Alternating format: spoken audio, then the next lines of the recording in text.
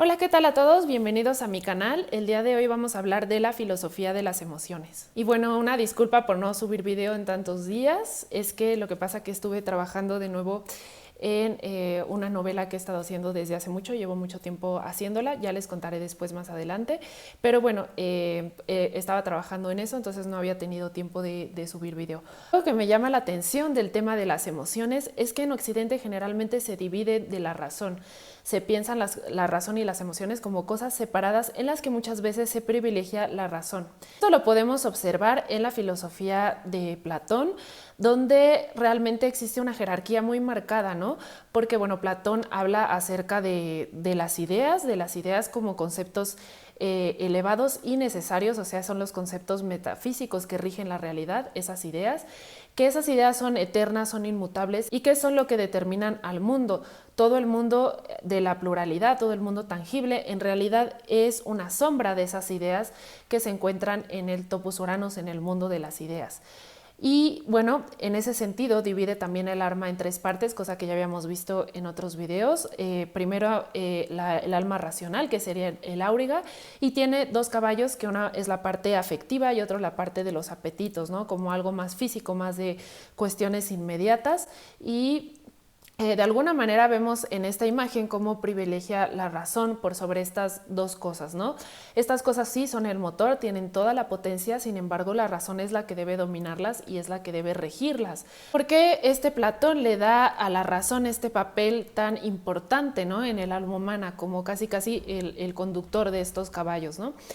Pues esto es súper congruente con su cosmovisión, porque este Platón considera justamente estas ideas como lo esencial o necesario y lo que sostiene prácticamente la realidad como la conocemos. Y la forma en la que podemos acceder a estas ideas es a través de la razón. Esta idea va a seguir en Occidente, o sea, va a impactar muchísimo en la forma en la que vemos la realidad y la comprendemos. Sin embargo, Aristóteles le va a dar otra interpretación distinta a las emociones y las va a tratar como simplemente información o cuestiones que nos ayudan a entender qué es malo para nuestra vida y qué es bueno, que nos permite darle valor a las situaciones que nos ocurren, o sea, que nos permite darle significado a las cosas.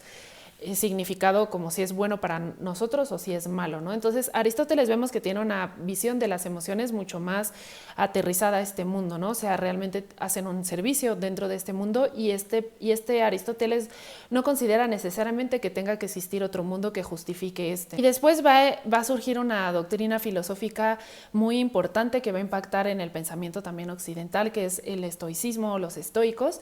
Y los estoicos tienen un tratamiento de las emociones muy especial, porque vemos que desde Platón ya existe como cierto desdén a estas emociones, ¿no? Como cierta visión de las emociones como algo inferior, algo que tiene que ser dominado.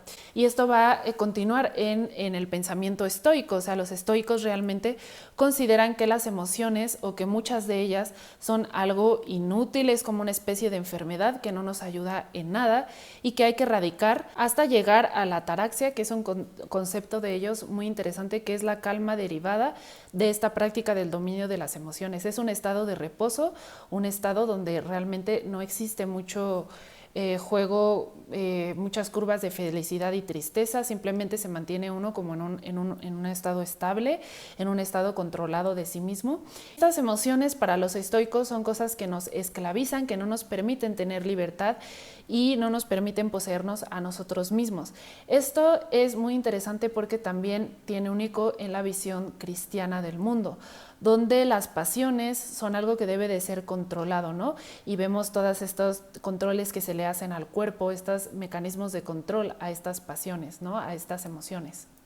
Fin de que no se desemboquen, ¿no? Con el fin de mantenerlas a raya.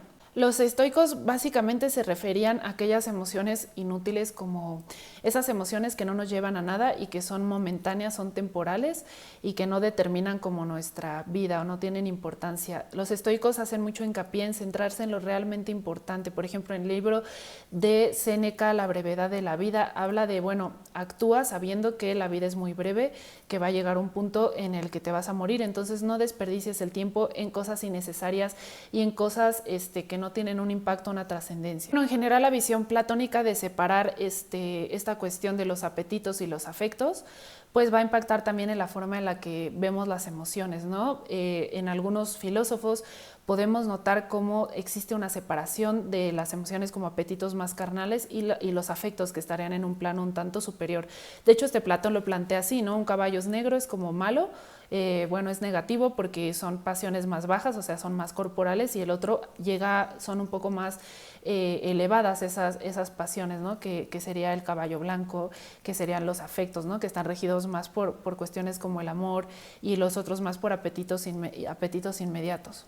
Vemos, por ejemplo, en Santo Tomás, que va a tener un impacto en el periodo medieval muy grande, va a ser muy grande su impacto, que habla de la parte irascible y la parte concupiscible del alma, que son justamente las divisiones que hace Platón. Sin embargo, algo que resalta y que me llama mucho la atención es un pensador del siglo XVI, que es Erasmo de Rotterdam, y me gusta muchísimo la crítica que hace a esta forma de entender el mundo, como las pasiones como algo bajo, y hace una crítica a esta noción y critica la noción del sabio también, como este sabio que ha logrado la ataraxia, que ha logrado el equilibrio perfecto de las emociones.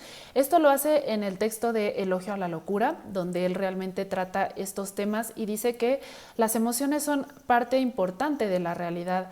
O sea, las emociones son parte importante de nuestra vida y es lo que nos determina muchas veces, y habla de cómo el conseguir la ataraxia, que dicen los estoicos, pues nos puede llevar a la decadencia, a la vejez, y a volvernos prácticamente amargados y no disfrutar como de las cosas buenas de la vida, ¿no? Entonces a mí me parece súper interesante este texto y me parece una crítica muy curiosa, la hace de una manera muy chistosa, como muy agradable, y bueno, está este libro, ¿no? Para que veamos un contraste de la noción de las emociones. Sin embargo, aquí lo sigue relacionando con la locura, ¿no? O sea, la locura es guiarse por estas pasiones arrebatadas, pero él la pinta como algo positivo, porque de hecho en su texto todo el tiempo habla como un personaje la locura.